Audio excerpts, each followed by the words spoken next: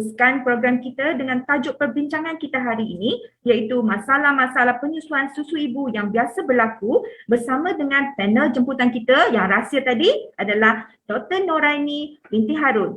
Beliau merupakan pakar perunding ONG HTF. Sedikit pengenalan mengenai dengan panel kita pada hari ini ya. Okey, beliau berasal daripada Kedah, ada anak 5 orang.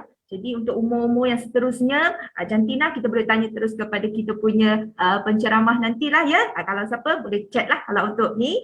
Okey, beliau ni sangat berpengalaman. Beliau telah berkhidmat di HTF daripada 2001 sehingga sekarang. So tak perlu saya panjangkan lagi, memang beliau memang sangatlah berpengalaman tentang topik yang akan dikupas oleh beliau. Dengan segala hormatnya saya menyerahkan sesi webinar ini kepada beliau. Dipersilakan Dr. Noraini. Assalamualaikum warahmatullahi wabarakatuh. Selamat pagi kepada hadirin semua.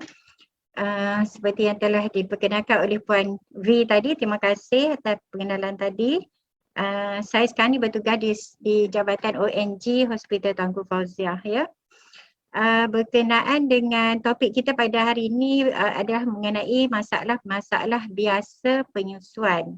Kita sering dengar ya, ibu-ibu yang bersalin kadang-kadang kalau kata susu kurang banyak ataupun susu tak cukup tu dah biasa, saya telah pun diperkatakan oleh di sesi yang lain kan. Jadi tumpuan saya pada hari ini ialah memperkatakan tentang masalah-masalah di payudara semasa penyusuan. Okey, boleh? Saya start screen sharing ya.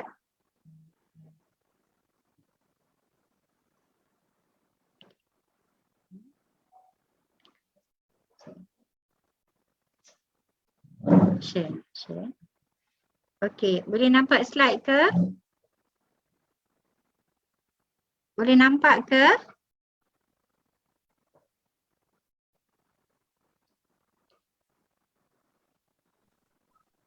Tak nampak. Nampak ke? Tak nampak. Tak nampak ya, jap. Bentar.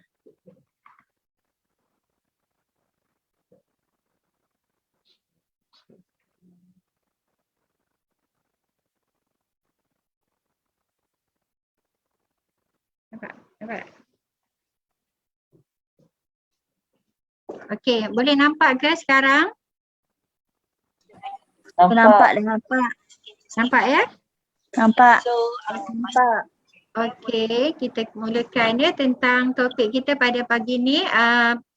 Pertama saya akan memperkatakan tentang anatomi payudara, kemudian masalah-masalah biasa yang berlaku pada payudara seperti bengkak susu, breast engorgement, saluran susu tersumbat ataupun keradangan payudara, puting tenggelam, puting sakit dan luka. Ini adalah masalah yang kerap berlakulah di kalangan ibu-ibu yang menyusu. Okey. Kita tengok kepada anatomi ya, anatomi payudara. Kita ada sepasang payudara. Kita ada payudara yang disupport oleh tisu jaringan lemak ya. Kita ada kelenjar susu. Kita ada lobus, lobule. Dalam situ dia ada unit-unit tisu kelenjar lah yang menghasilkan susu. Kemudian di antaranya tu ada bersambung dengan saluran susu yang akan sambung keluar melalui saluran susu di puting susu. Okey. Di bahagian luar ni tisu payudara ni, di luar ni bahagian tapak hitam ni kita panggil areola lah, dan di tengahnya adalah puting yang ada bukaan keluar susu. Okey. Saiz payudara seseorang dengan seorang yang lain adalah berbeza ya. Anggaran berat payudara lebih kurang 200 gram. Bila pregnant dia akan meningkatlah berganda disebabkan faktor-faktor hormon, terutamanya hormon estrogen, hormon progesteron yang akan merangsang pembesaran kelenjar-kelenjar dalam tisu payudara yang support untuk dalam proses nak menghasilkan susu nantilah. Okey. Kemudian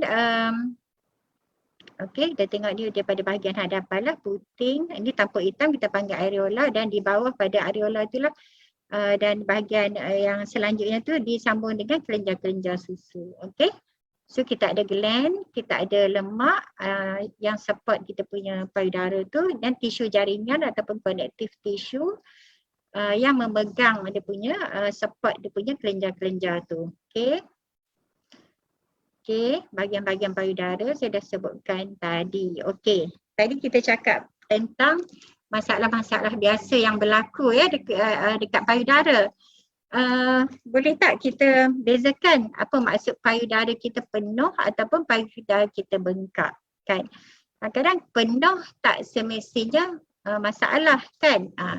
Kalau ibu yang lepas bersalin, contohnya pada hari kedua hingga hari kelima, baru akan mula merasakan payudara dia sedikit berat, berisi ataupun penuh, kan? Ini disebabkan hormon prolaktin, dan apabila bayi menghisap, saraf yang terdapat pada puting susu akan menghantar isyarat ke otak menghasilkan prolaktin, kemudian dia akan merangsang penghasilan oksitosin, merangsang pengucupan saluran susu, dan seterusnya menghasilkan pacutan susu, dan disebabkan rangsangan hisapan daripada bayi lah.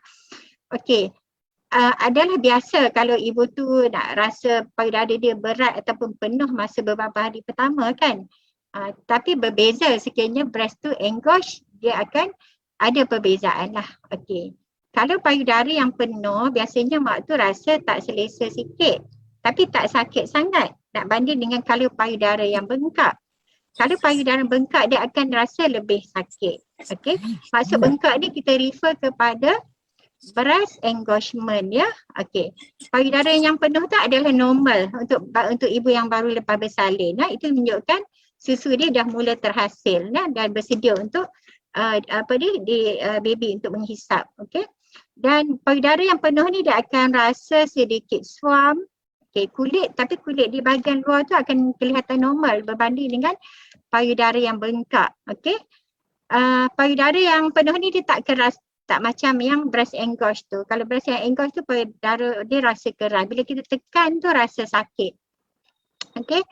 Dan untuk payudara yang penuh tu biasanya bayi tak ada masalah lah nak melekap, kan. Dia boleh masih menghisap bahagian puting dan bahagian areola.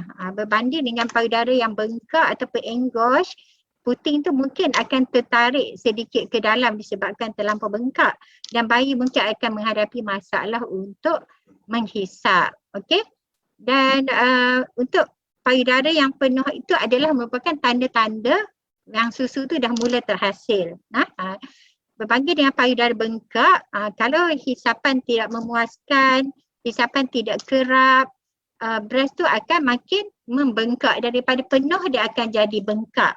Okey, bila dia dah bengkak tu, bila tak dihisap secara kerap, akan bermula dah masalah-masalah lain, kan. Dia akan jadi kemungkinan saluran susu tu boleh tersumbat sekiranya tidak dikeluarkan secara regular, ataupun mungkin bila berlarutan akan terjadinya jangkitan, okey, atau kita panggil mastitis. So bila ada terlampau engorge, terlampau bengkak breast ni, bahagian breast tu akan rasa keras, bahagian areola pun akan rasa keras, puting pun mungkin akan tertarik lah ke dalam. Okey, dan menyebabkan bayi susah melekap, dan dia akan menjadi vicious cycle ataupun makin orang kata bertambah teruk lah. Kalau baby nak isap tak boleh, kan. Mak pun akan stres lah pada masalah payudara bengkak ni. Okey, okey V. Kalau ada apa-apa soalan berkaitan dengan ni dulu, nanti kita sambung balik. So saya start share dulu lah.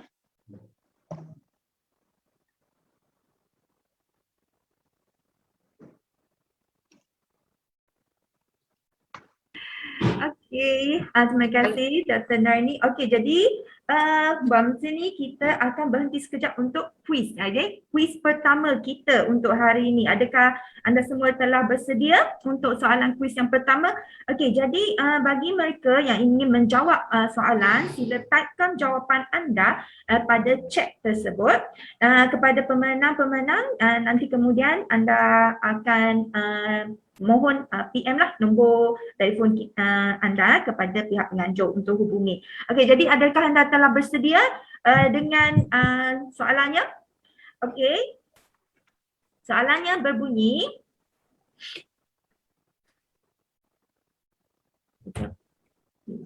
Sabar. Cikgu. Okey, apakah perbezaan antara payudara penuh dan payudara bengkak? Bagikan 3 perbezaan tersebut. Okey.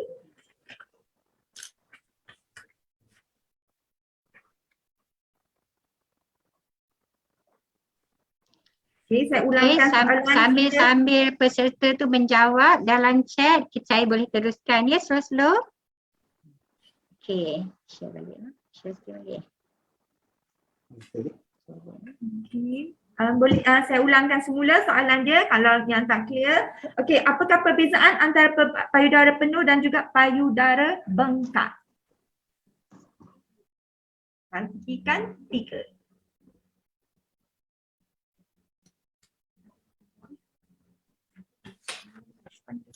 Jangan jawab.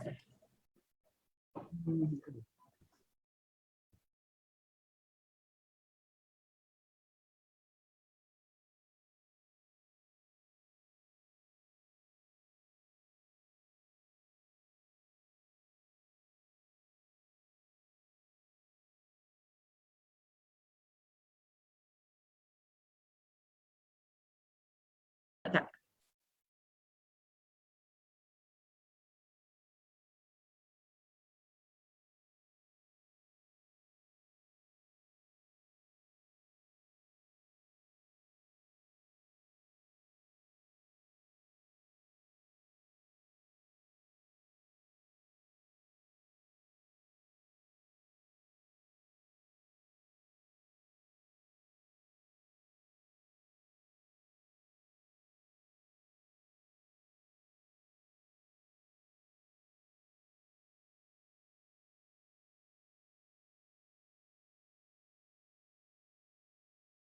Okey, terima kasih kepada ibu-ibu semua. Okey, kita dah dapat pemenang kita untuk yang soalan quiz pertama ya, iaitu Puan Norila Musa. Okey, nanti mohon PM kita semula untuk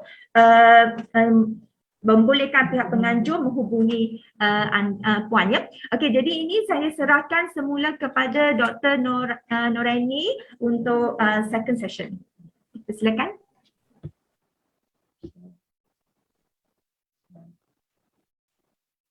Okey, kita sambung yang tadi ya.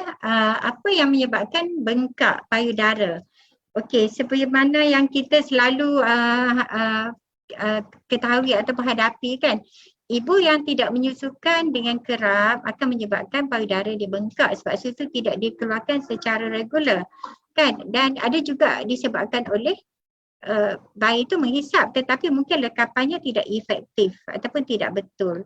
Di masa yang lalu mungkin puan-puan dah dengar ya tentang posisi yang betul, lekapan yang betul kan. Jadi kita kena cek balik adakah lekapan bayi semasa menyusu tu betul kan, kita semak balik ibu tu.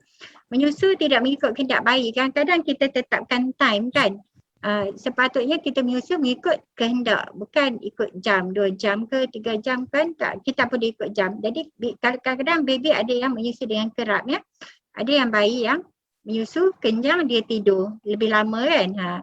Jadi kena tengok kalau baby jaga dan menunjukkan tanda-tanda nak menyusu, kita kena segerakan memberi susu kepada bayi tersebut.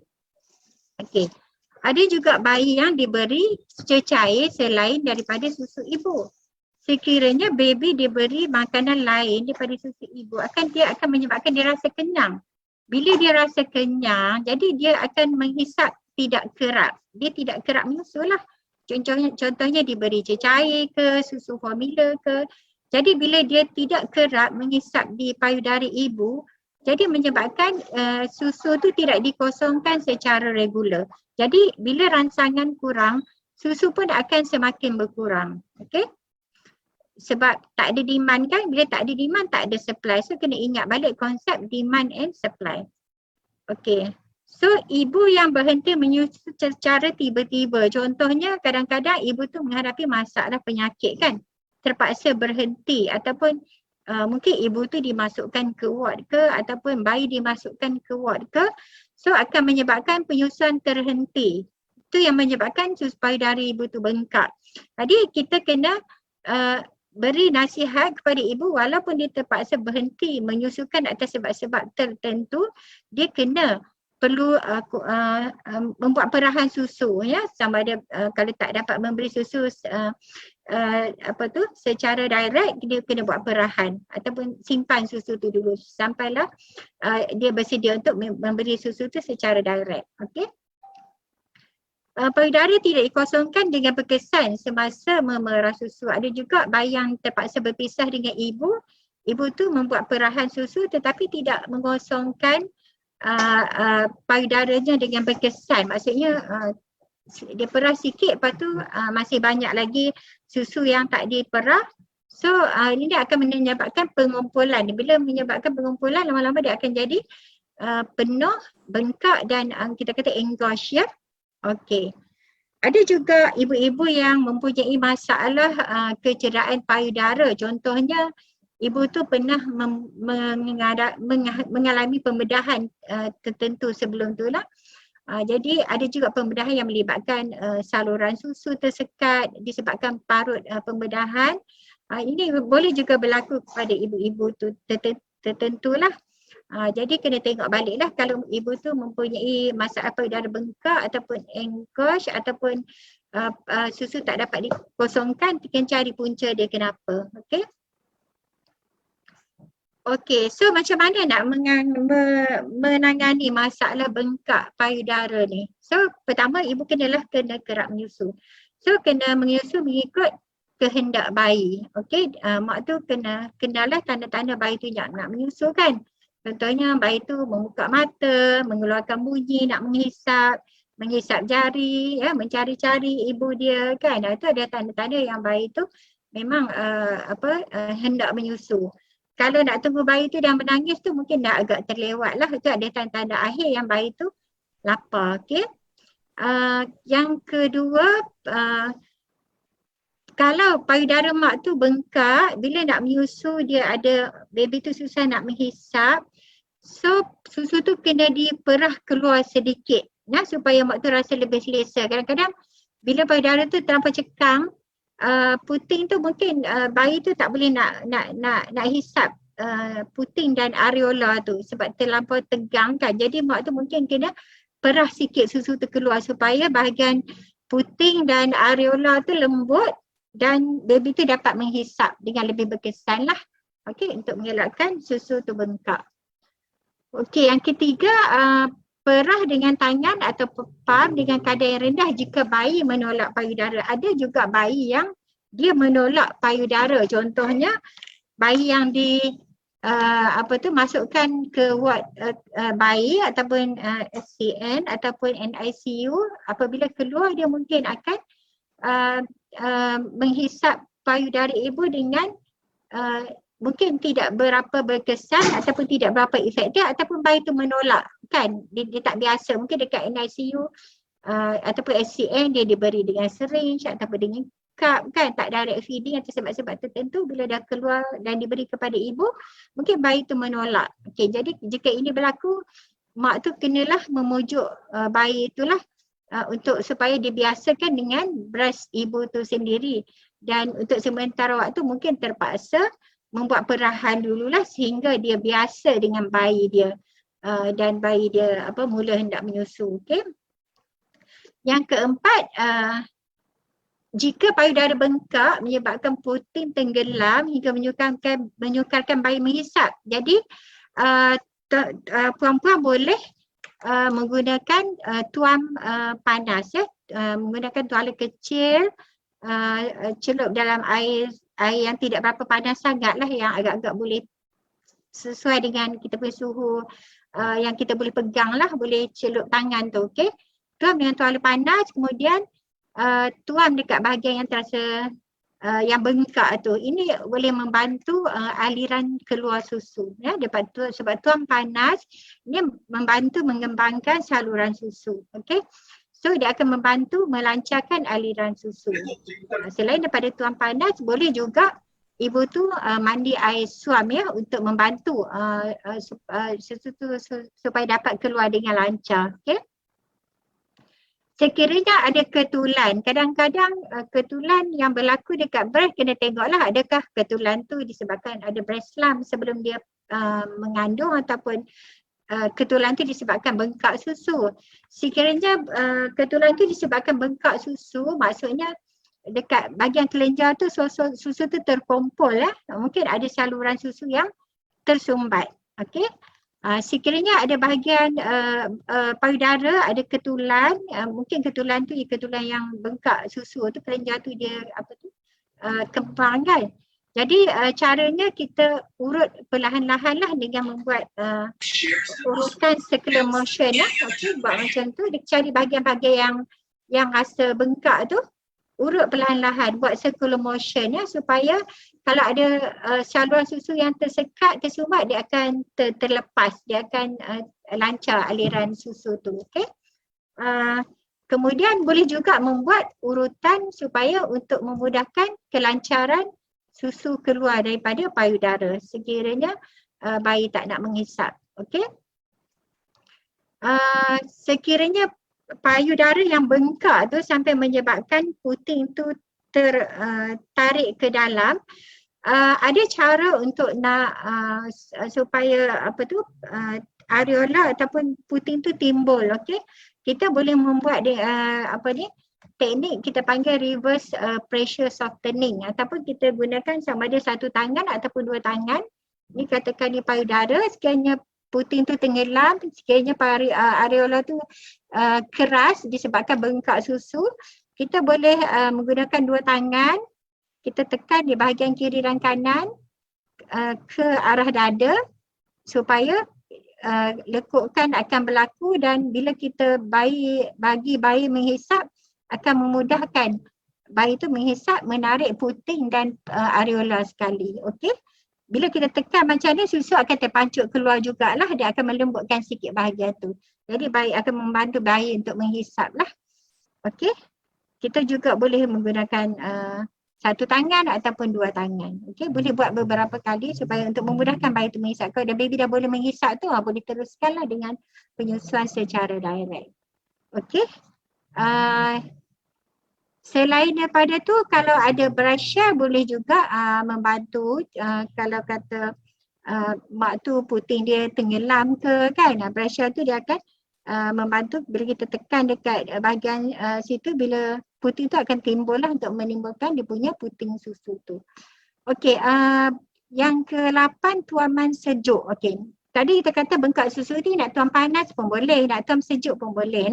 Kalau nak tuam panas tu untuk melancarkan aliran susu. Tapi untuk menahan, untuk yang kesakitan, tuam sejuk tu adalah untuk mengurangkan rasa sakit. Jadi kalau nak mengurangkan rasa sakit, kita boleh galakkan tuaman sejuk di antara waktu penyusuan. Maksudnya selepas mak tu dah bayi tu menghisap untuk beberapa lama, lepas tu kalau mak tu rasa tak selesa dengan breast dia, boleh menggunakan tuaman sejuk lah untuk mengurangkan rasa sakit. Okey, pernah dengar tak orang dulu-dulu guna Cobase kalau susu bengkak? Kan? Okey. Cobase ni memang dia menyejukkan, kita boleh juga guna. Okey, walaupun kalau kata kajian tu tak tahu lah, ini daripada pengalaman lah kan.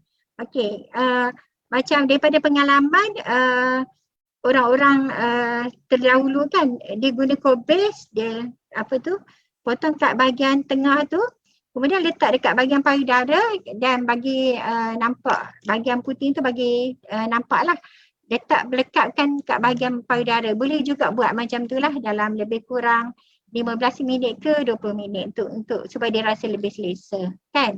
Ini boleh cubalah, ini bukanlah orang kata apa, ini daripada pengalaman sajalah. Okey. Tak rugi pun kalau nak cuba, tapi jangan sering buat sangat, ini takut susu pula kurang kan. Okey, tapi tak rugi nak cuba. Okey, kadang-kadang bengkak susu boleh juga disebabkan pemakaian coli yang tidak bersesuaian. Kadang-kadang pakai coli yang ketat menyebabkan aliran limfatik, cecah limfatik ataupun aliran susu tu terganggu. Okey, boleh juga menyebabkan payudara bengkak. Dan bila payudara bengkak memanglah tak bolehlah nak pakai yang ketat kan. Nanti dia akan rasa lebih tak selesa lah. Okey, so sebenarnya mencegah lebih baik daripada mengubat lah. Jadi untuk mengelakkan payudara bengkak, kita kenalah menggalakkan mak tu menyusukan bayinya dengan lebih dengan kerap mengikut kehendak bayi dan pastikan lekapan tu adalah betul. Okey. Okey. Daripada payudara yang penuh tadi, dia akan boleh menyebabkan bengkak ya jika tidak ditangani dengan betul. Payudara yang penuh adalah disebabkan susu banyak, bila bayi hisap dia akan lembut balik. Tetapi jika tidak dikosongkan, dia akan jadi bengkak ataupun engorgement, dan bila tidak ditangani dengan betul, dibiarkan berterusan, lama-lama akan jadi jangkitan kuman. Bila susu yang bertakung tidak dikeluarkan, dekat bahagian kulit kita kan banyak bakteria kan, kadang-kadang bakteria akan singgah dekat situ kan, dan akan masuk ke dalam saluran menyebabkan jangkitan dan disebabkan stagnan susu dekat situ yang terkumpul boleh menyebabkan keradangan. Keradangan boleh disebabkan oleh bengkak susu sahaja ataupun boleh disebabkan jangkitan bakteria jugalah. Dan lama kelamaan jika tidak ditangani dengan betul, lama-lama bahagian keradangan tu akan makin teruk dan terjadilah nanah ataupun kita panggil abscess. Okey, nanah ya. Nanah ni rawatan dia masa keradangan tu masih boleh diberi antibiotik lagi, tetapi jika dah lebih teruk jadi nanah, rawatan dia kenalah buat pembedahan untuk keluarkan nanah tu ya. Kadang-kadang antibiotik saja tak cukup. Okey, sebab tu kalau boleh kita cuba elakkanlah daripada membiarkan payudara bengkak sampai jadi keradangan ataupun sampai menjadi bernanah. Okey. Ini adalah gambar contoh keradangan di payudara lah, di keradangan setempat ini lebih teruk. Okey, kesian lama-lama dia boleh jadi nanah dekat tempat-tempat tertentu. Okey. Tanda-tanda jangkitan ni biasanya akan nampak payudara tu kemerah-merahan lah, sama ada setempat ataupun keseluruhan. Okey, mak tu akan rasa sakit lah, sangat sakit, dan mungkin mak tu akan demam lah. Jangkitan selalu mak tu akan demam. Kadang-kadang breast engorge pun boleh juga rasa macam nak demam lah, tapi kalau jangkitan ni memang ni mungkin akan demam, menggigil kan. Okey. So macam mana nak merawat macam tadilah, kita kalau boleh elak kita elak lah bila dah terjadi. Kalau nak mengurangkan sakit, kita buat demahan sejuk. Mak tu terpaksalah kita beri ubat-ubat untuk menahan sakit. Kalau tak bagi ubat tahan sakit, nanti dia akan dia tak dapat menyusu kan. Nanti dia akan menjadi tekanan kepada dia berhenti menyusu. Jadi rugilah, nanti lama-lama susu tu akan jadi berkurangan jika tidak diberi susu dengan kerap. Untuk antibiotik sekiranya perlu, sekiranya mastitis tu ataupun keradangan payudara tu disebabkan jangkitan, kita kena bagi rawatan antibiotik. Okey. Dan bahagian yang jangkitan tu kalau jadi nanah tu mungkin bahagian tu kena direhatkan dahululah, kena bagi antibiotik, kemudian belah yang terlibat tu kita galakkan dia memerah keluarlah susu.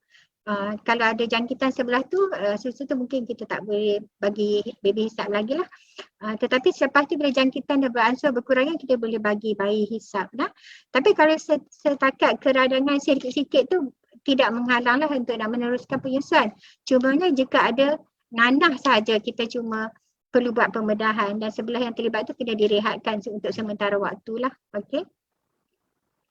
Okey, masalah ketiga, puting sakit dan luka. Kerap juga berlaku lah selain daripada bengkak payudara ni. Puting sakit dan luka ni selalunya berlaku sekiranya bayi tu menghisap bahagian puting sahaja. Okey. Kalau bayi tu menghisap lekapan yang betul, bahagian puting dan areola ni akan masuk ke dalam mulut bayi. Okey. Posisi bayi yang betul, dia punya dagu ni rapat dekat payudara. Bahagian areola ni akan nampak lebih di atas daripada di bawah. Mulut baby terjuih keluar lah. Ini adalah lekapan yang betul lah. Ni kalau lekapan yang salah, baby ni menarik puting saja semasa hisap susu. Dia areola ni tak masuk dalam mulut. Kemudian baby tu tarik, dia ada jarak antara dagu dengan payudara. Jadi dia tak rapat, kedudukan tu tak rapat. Jadi baby tu menghisap puting, ditarik puting. Sebab tu lama-lama puting tu jadi melecet lah. Bila puting melecet tu akan menimbulkan rasa sangat pedih. Pedih kan, mak tu nak bagi baby hisap pun dia dah macam tak sanggup sebab sakit kan. Saya rasa mungkin puan-puan pernah mengalami masalah ni. Okay, jadi kalau disebabkan lekapan yang tak betul tu, kita kena tengok balik lah, kena advise cara mak tu melekat macam mana, baby dia melekat tu macam mana, betul ke tak betul. Okay. Kadang-kadang puting luka ataupun sakit disebabkan bayi tu suka menggigit.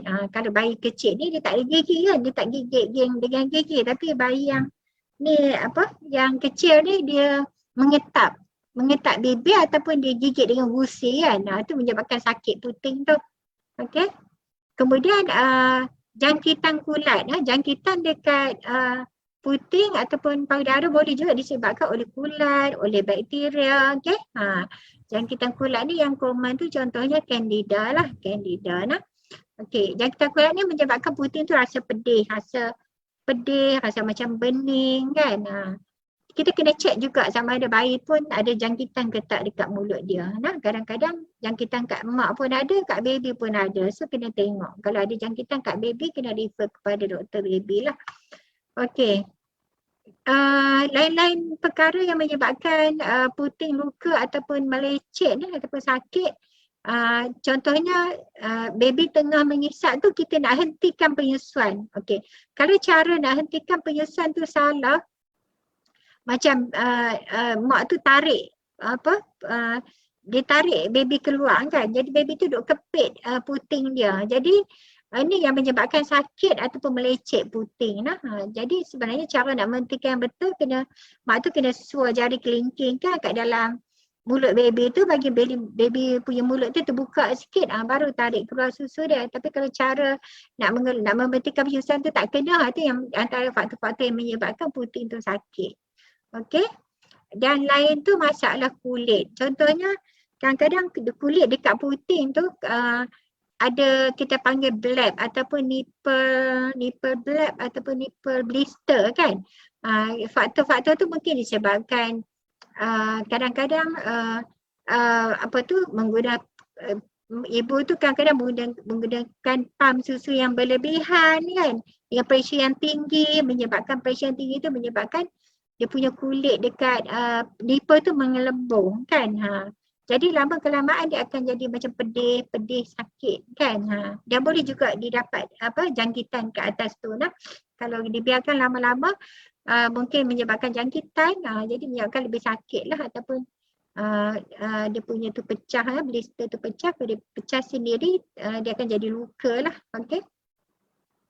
Dan pemakaian coli yang tidak bersesuaian juga boleh menjadi faktor lah antara menyebabkan puting tu sakit ataupun terluka disebabkan geseran ya. Okey. So balik kepada asas lah, kena tengok apakah menyebabkan puting tu sakit ataupun terluka kan. Tengok balik posisi ibu. Okey. Dan sekiranya terdapat tanda-tanda jangkitan, sama ada jangkitan kulat ke, jangkitan tanda-tanda jangkitan bakteria ke apakah. Kalau jangkitan kan dia mungkin nampak macam ada tanda mata ke dekat permukaan kulit tu kan. Nak jadi nanah ke apakah, so kena tengok. So kena rawat dengan rawatan yang sewajarnya lah ataupun refer kepada doktor balik untuk tengok ya. Kita kena bila mak tu ada puting sakit kan, memanglah kalau dia nak menyusu sakit nanti takut dia akan jadi stres dekat mak tu. Okay kan? Jadi kita kena bantu dia untuk kurangkan kesakitan. So galakkan penyusuan menggunakan posisi yang bersesuaian lah. Okay. Kalau nak menyusu di sebelah yang kurang sakit dulu kan.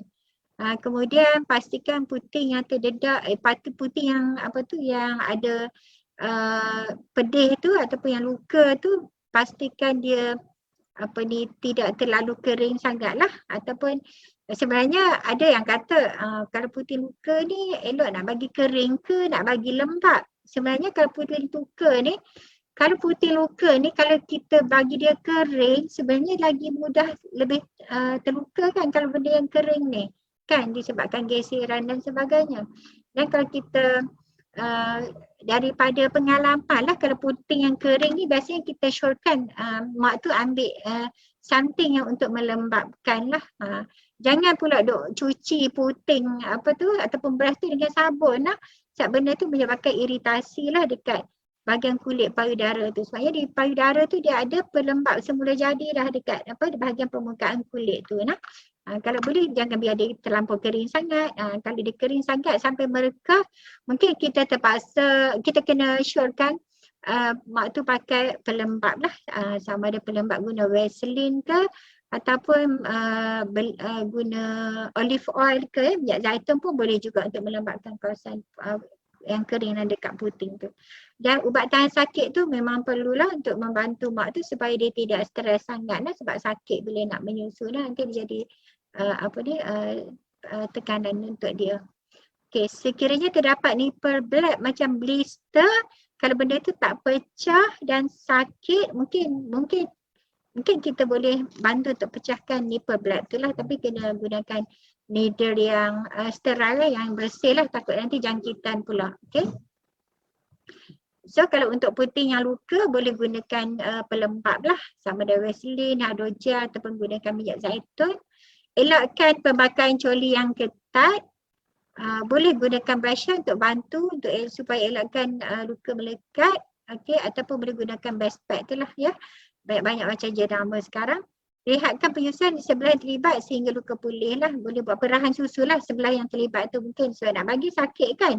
So kena suruh mak tu perah susu dan bagi susu yang sebelah tu melalui perahan susu lah. Dan antibiotik ataupun antifungus kita kena beri sekiranya memang luka tu berkaitan dengan jangkitan lah. Okey. Ini untuk puting yang tenggelam pula, ini juga berlaku juga nah, mak-mak kadang-kadang ibu-ibu ni dia kata puting dia kecil lah, puting pendek lah, puting tenggelam lah kan. Sebenarnya untuk puting-puting yang retracted ni, kalau puting tu pendek tak ada masalah sebenarnya, sebab baby tu bukan hisap puting saja. Baby tu akan hisap puting dan bahagian tampuk hitam tu, areola kan. Bila semasa dia hisap tu benda tu akan menjadi lama-lama dia akan makin panjang lah, puting yang pendek tu lama-lama dia akan makin panjang. Tetapi sekiranya nipple tu memang obviously terlampau tenggelam sangat, mungkin kita boleh bantu sikit lah. Mungkin kita boleh bantu tarik keluar sikit. Nak tengok puting tu memang boleh timbul ke tak. Kalau puting tu memang boleh timbul, maksudnya okey. Lama-lama baby tu dia hisap makin lama dia akan puting tu dia akan timbul dan makin elok bersesuaian dengan dia punya ni lah. Okey. Kita boleh bantu tarik puting ni keluar sama ada guna syringe. Kalau ada kadang kalau pergi klinik tu nurse-nya akan ajarlah macam mana nak menggunakan syringe untuk tarik. Tapi biasanya kita taklah suruh patient amalkan sangat lah. Kalau patient dah timbul cukup lah. Tak perlu dibuat selalu sangat lah. Jadi kalau puting tu memang boleh timbul keluar, memang bila baby hisap tu lama-lama dia akan okey, dia akan keluar setiap kali baby menghisap. Syaratnya pastikan baby tu menghisap bukan di bahagian puting sajalah. Okey. Ini untuk retracted nipple. Biasanya ada juga ibu yang ada retracted nipple sebab ada underlying breast problem lah. So kena tengok adakah retracted nipple ni disebabkan ada penyakit, takut pula ada cancer breast ke apa ke kan. Tu kena tengok jugalah. Bukanlah retracted sebab congenital ke apa ke kan. Kadang-kadang benda tu terjadi disebabkan ada penyakit ataupun ada underlying breast disease ya. Kena tengok juga apa punca dia lah.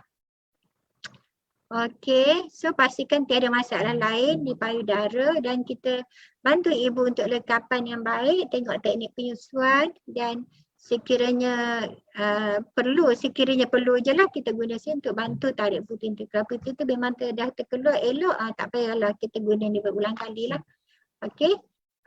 Saya rasa itu antara masalah-masalah yang kerap berlaku lah di kalangan ibu-ibu yang menyusu. So lepas ni kita boleh sembang-sembang lagi. Kalau ada soalan-soalan apa-apa daripada partisipan, kalau nak bertanya saya akan cuba jawab lah. Okey. Nak bagi banyak-banyak pun nanti tak absorb pula lah. Baik kita alu-alukan soalan. Okey.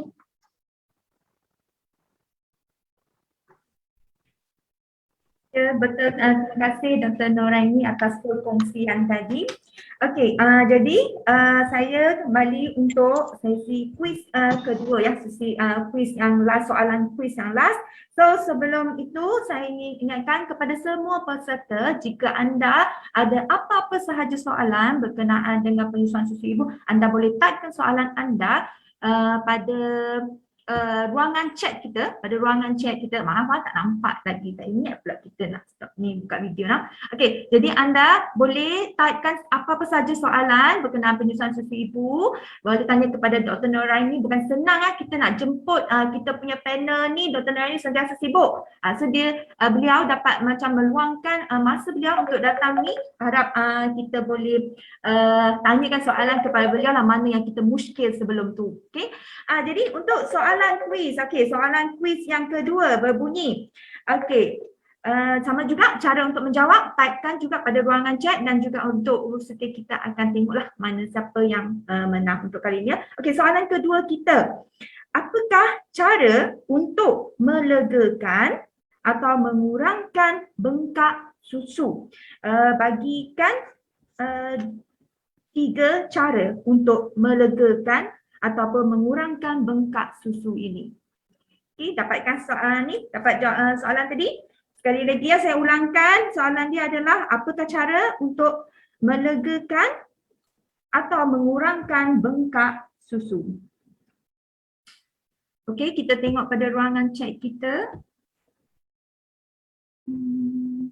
Okey, yang soalan yang tadi, yang tentang berkenaan dengan COVID tadi ya doktor, yang tentang adakah dia adalah mitos ataupun fakta untuk yang COVID tu. Telah dijawab tadi.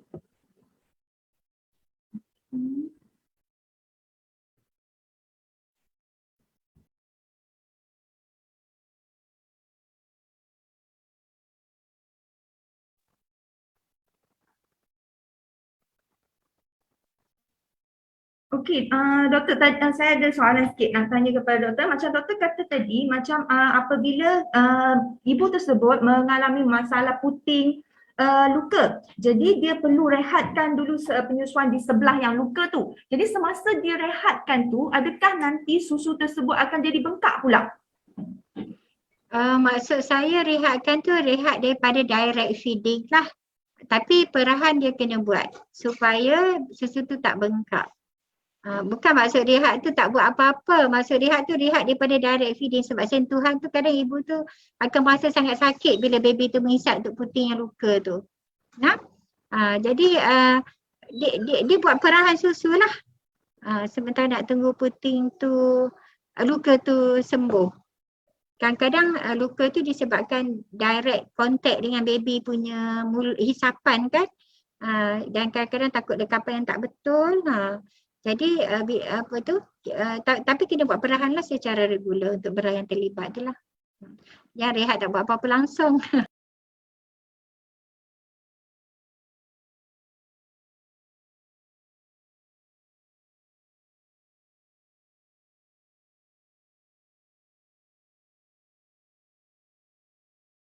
Boleh ke jawab soalan tadi? Okey. Ya doktor, ya.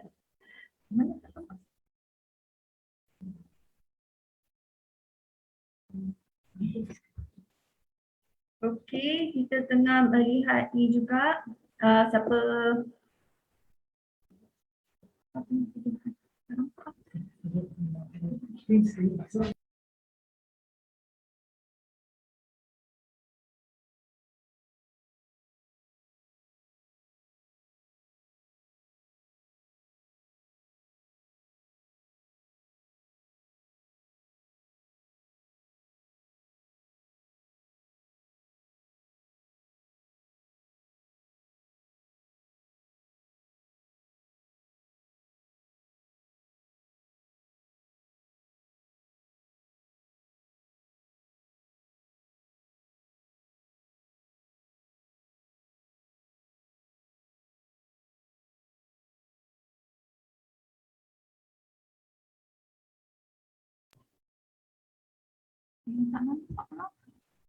Okey, doktor, kita ada soalan ya doktor.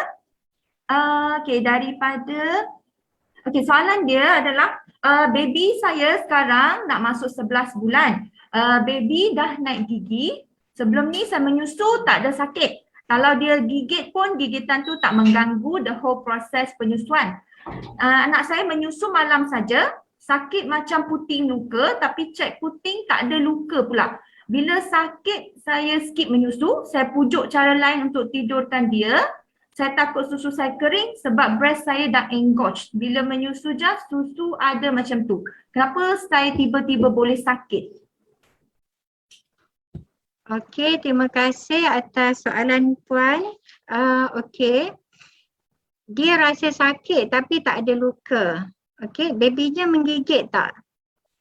Kadang-kadang mungkin ada kesakitan, ditakuti ada block duct yang tapi kalau tak ada bengkak tu mungkin tak ada masalah dengan block duct lah, tetapi sekiranya sakit ataupun pedih tu berterusan, kena tengok adakah ada tanda-tanda jangkitan, contohnya jangkitan fungus kan.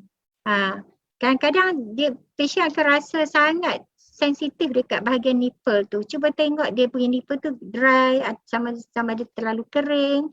Bila kering dia akan mula merekah. So kalau boleh jangan biarkan nipple tu kering. Boleh lembapkan dengan apa-apalah. Macam contoh saya sebut tadi lah. Okay. Tapi sekiranya masih sakit juga kena carilah, tengok, kena check breast tu. Sama ada tanda-tanda block duct. Kadang block duct tu mungkin kita tak rasa masa peringkat awal kan. Lama kelamaan baru akan terasa bengkak tu. Tapi bila perah tu susu keluar tak? Kalau perahan tu dapat mengeluarkan susu, buatlah perahan susu secara regular untuk mengelakkan bengkak. Kalau ada block duct, lepas tu dibuatkan bengkak lagi, maka akan lebih teruk lah. Kalau suspek block duct tu, macam saya sebut tadilah, boleh cuba buat tuam panas, suamkan untuk melancarkan aliran susu tu. Ya. Ataupun membuat macam saya kata tadi, buat contohnya breast massage lah. Sekiranya kita suspek ada block duct dekat breast tu sampai menyebabkan susu tak keluar. Tapi kalau Puan kata macam susu tu keluar kan, cuma rasa sakit je. Kalau tak dapat nak cari punca, bawa jumpa doktor tengok balik. Ya. Tengok adakah ada tanda jangkitan lain. Okey.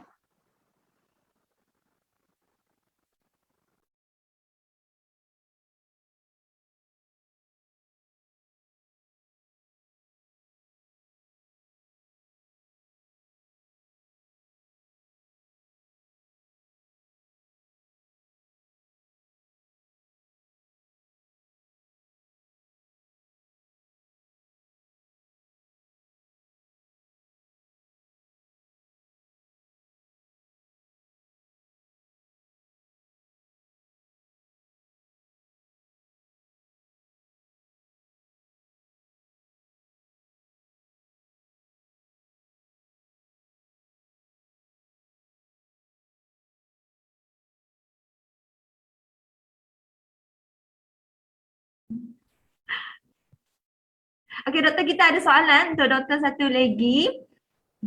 Okey, apakah persediaan yang dilakukan sebelum bersalin untuk breastfeeding? Soalan ibu kita daripada Puan Rosti. Okey, bagus soalan tu, persediaan untuk menyusu. Ibu-ibu sangat digalakkan untuk melengkapkan diri dengan ilmu lah kan, sebelum dia mengandung lagi ataupun bila dah mengandung dah mestilah buat persediaan kan. Pertama sekali dah kena ada niat lah kan.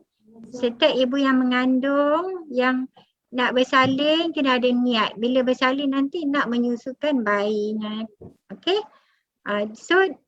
Masa mengandung ni lah kena buat persediaan ya. Persediaan dengan membaca buku-buku yang berkaitan dengan penyusuan. Okey. Kemudian sekiranya ada masalah apa-apa dengan breast, boleh minta nasihat. Okey. Yang penting sekali ilmu lah. Okey.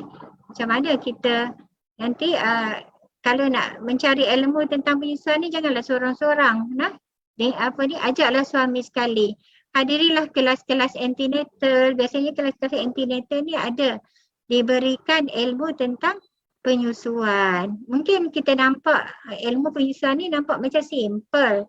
Nampak macam biasa kan, nampak macam boring kan. Tetapi sebenarnya sekiranya kita ada ilmu, kita tahu apa kebaikan penyusuan, kita tahu apa kandungan susu, ya, kelebihan susu, ya, macam mana nak mengekalkan penyusuan bagi ibu-ibu yang lepas bersalin, nak menyusu, kemudian nak bekerja, macam mana nak mengekalkan penyusuan, benda itu kita kena belajar. Okey, so kena cari ilmu, lengkapkan diri dengan ilmu dan praktiskan apa yang dipelajari lah, ya. Okey.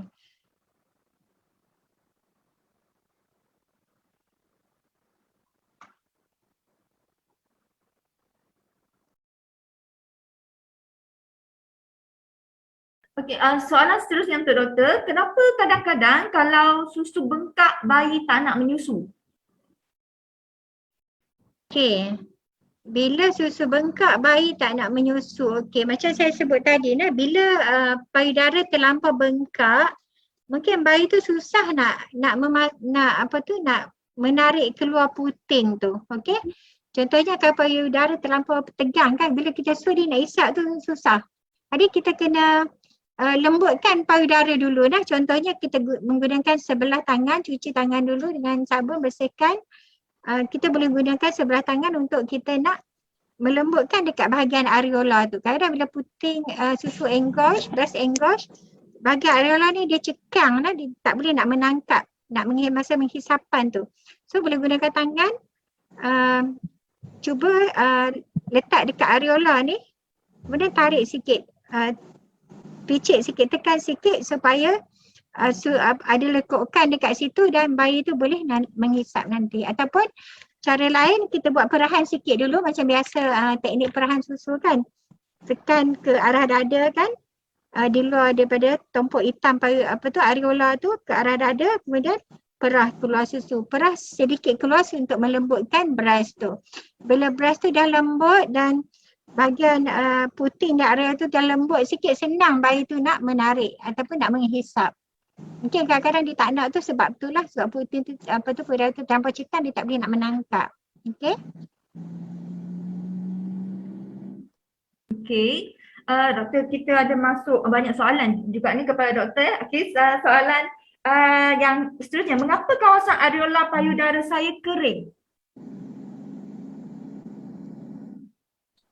Okey, biasanya bahagian kulit payudara kita, terutamanya bahagian puting dengan areola tu dia ada kelenjar dekat situ yang menghasilkan minyak secara semula jadi. So kalau boleh tu kita janganlah selalu guna sabun ke untuk cuci dekat bahagian tu, sebab dia ada protection minyak dia punya pelembab semula jadi. Okey. So kalau kita terasa benda tu memang menyakitkan, kering, mungkin beli something lah untuk melembabkan dekat bahagian situ lah. Okey. Doktor, soalan seterusnya yang ibu tanya, bolehkah buat urutan tradisional bagi membantu pengaliran susu? Okey, sebenarnya urutan tu memang boleh membantu ya pengeluaran susu. Fungsi urutan ni, satu dia akan menenangkan ibu kan, bukan setakat urutan dekat breast sahaja. Urutan semula jadi orang berpantang ni sebenarnya ada kebaikan dia. Okey. Kebaikan dari segi satu membantu aliran darah kita lah, sebab kalau orang buat traditional massage ni bukan massage breast saja kan. Dia akan massage seluruh badan. Betul tak? Okey. Bila dia massage seluruh badan, ini mak tu akan rasa selesa, rasa lega kan. Bila mak tu rasa lega, selesa, dia kurang stres ya. Bila dia kurang stres, dapat membantu penyusuan ya dengan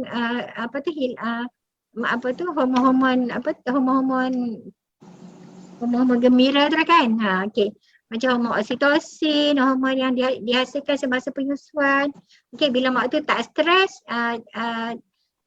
stres yang seperti mana yang kita tahu, stres boleh menyebabkan membantutkan penyusuan sebab mak tu stres mengurangkan kita punya penghasilan hormon penyusuan, contohnya hormon prolaktin kan. Jadi bila mak tu kurang stres, jadi dia dapat membantu penyusuan lah, dia jadi sebaliknya lah kan. Dan urutan dekat beras dia ada teknik-teknik dia lah. Kalau macam urutan tradisional tu dia dia melibatkan urut belakang, urut anggota badan, tangan kan. Kaki dan sebagainya untuk membantu aliran darah, tapi yang untuk beras tu dia ada teknik yang sesuai lah untuk urutan dekat beras untuk penghasilan susu. Dia ada cara dia lah yang tu. Okay, kalau kita dapat belajar amalkan teknik urutan beras untuk untuk melancarkan aliran susu kan. Contohnya sekiranya ada block duct ke apa ke, tu lebih baik lah kalau amalan-amalan urutan ni. Syaratnya yang buat urutan tradisional tu tahu juga teknik untuk nak buat urutan dekat beras. Ya, okey. Memang membantulah. Okey, terima kasih doktor. Ada lagi soalannya doktor? Boleh kah? Boleh terima lagi ya, 2 soalan lagi ya. Okey, soalan kita seterusnya daripada Puan Farah Azila. Puan Farah Azila bertanyakan bagaimana persediaan dan pemakanan untuk penyusuan bagi ibu angkat dan ada tak apa saranan, apa ubat-ubat yang berkaitan? Okay, untuk wanita-wanita yang nak mengambil anak angkat, persediaan tu kena buat awal lah. Ya, dia macam tak boleh hari ni dapat baby, hari ni baru nak bersedia. Boleh tapi ambil masa. Untuk mendapatkan susu untuk orang yang mengambil anak angkat, memang dia ada cara-cara dia lah. Pertama kita kena buat kaunseling dulu untuk ibu tu sendiri dengan pasangan dia. Kena tahu apa tujuan dia ambil anak angkat kan. Adakah mak tu bekerja ataupun tidak bekerja, dan kita kena cek dari segi masalah kesihatan dia. Tengok ibu tu ada masalah kesihatan yang ada kesan ke tidak kalau kita nak bagi ubat-ubatan ni kan.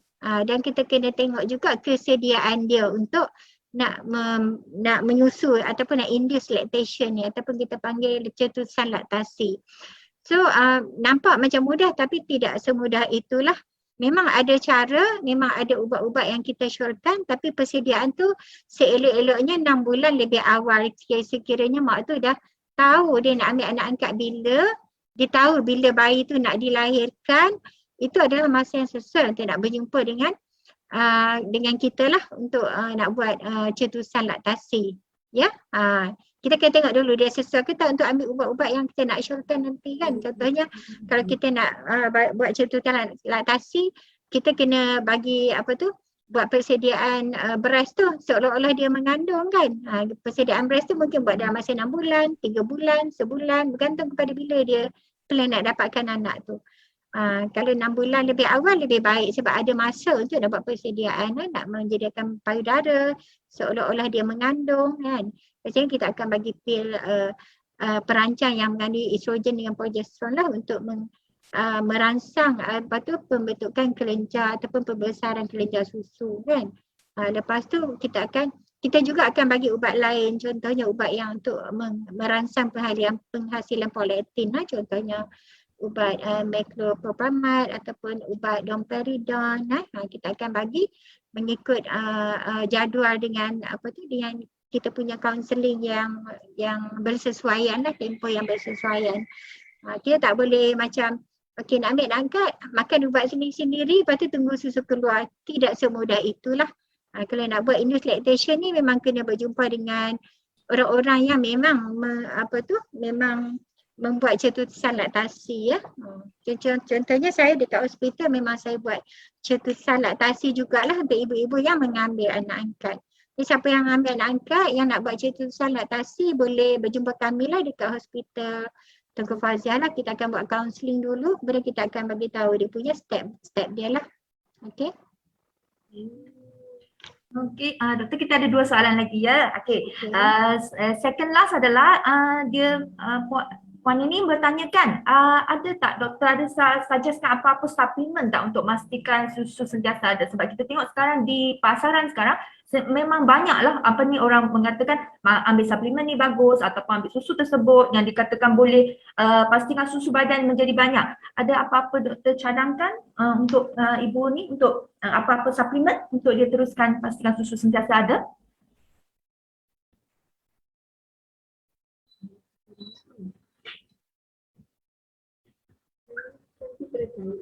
Ya doktor? Doktor mute. Jangan mute. Doktor mute. Mute. Doktor, minta unmute sebab tak dengar suara. Sorry. Okay. Sorry, minta maaf. Okey. Okey, makanan-makanan yang boleh menggalakkan penghasilan susu ni kita panggil galactogorgons lah. Ada juga ubat suplemen-suplemen yang dijual kan. Sebenarnya ni bergantung pada seseorang tu lah. Dia kalau makanan yang orang tu makan untuk CA ni, makanan tu mungkin menyebabkan penghasilan susu lebih banyak untuk dia kan. Tetapi mungkin bagi orang lain mungkin berbeza kan. Contohnya yang biasa kita dengar kan, makanan-makanan yang membantu penghasilan susu kan. Contohnya macam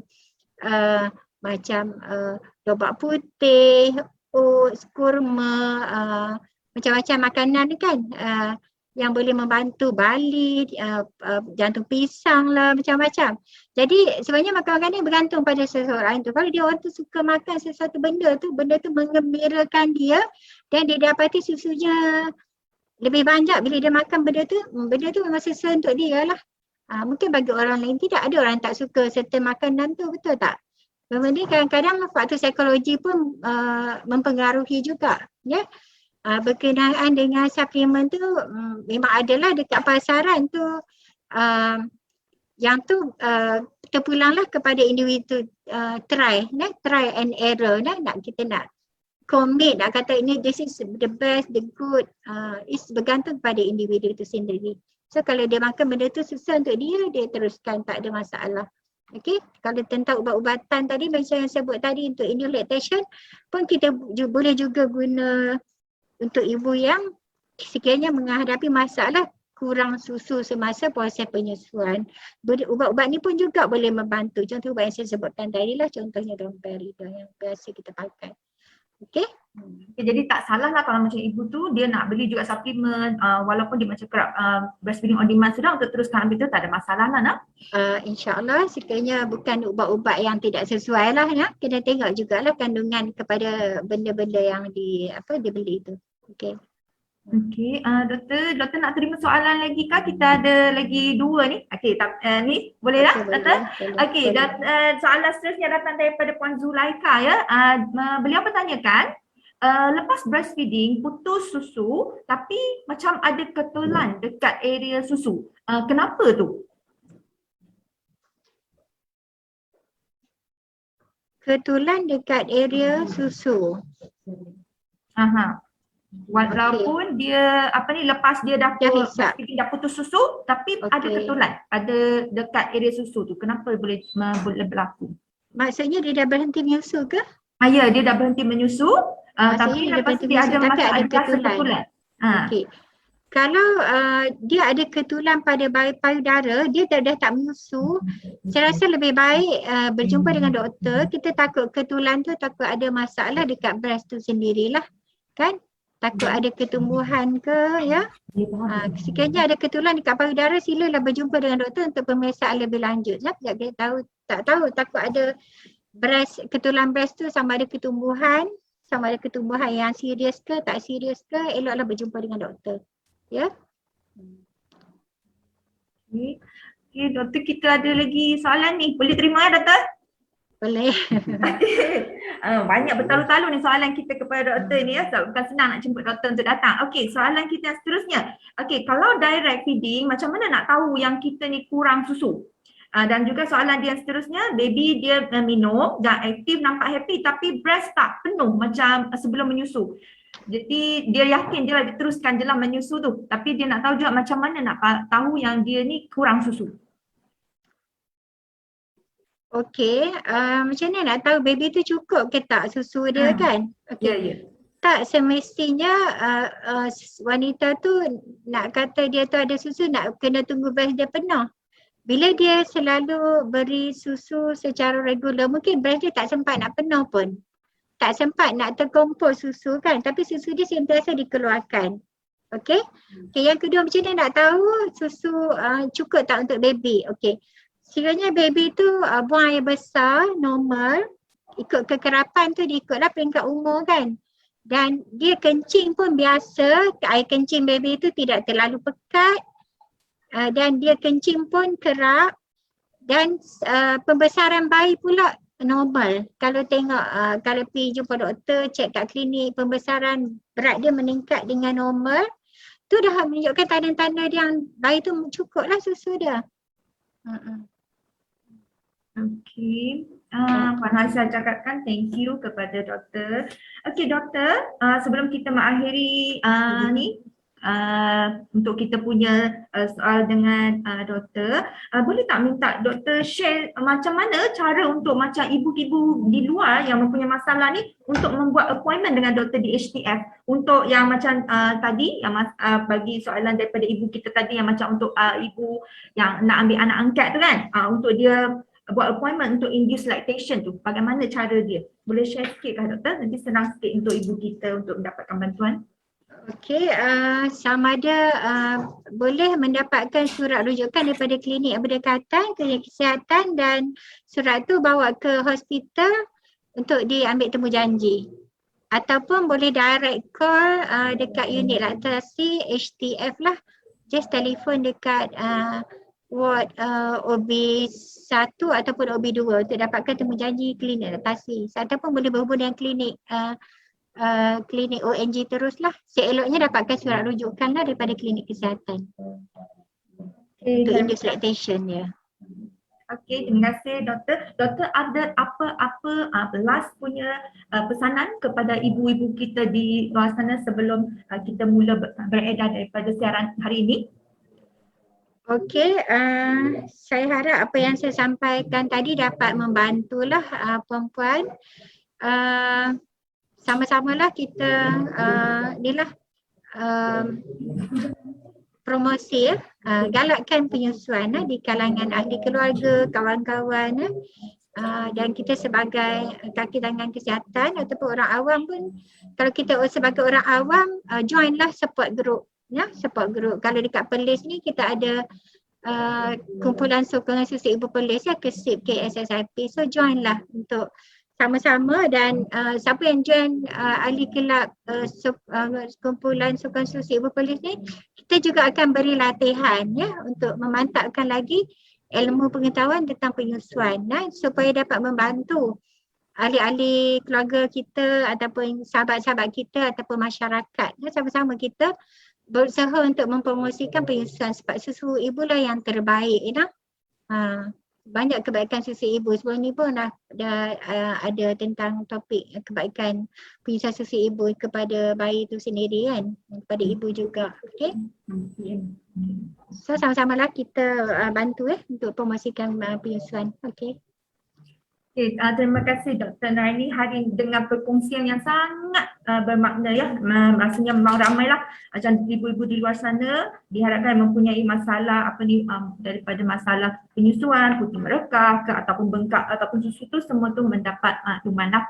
Terima kasih sekali lagi Dr. Nuraini.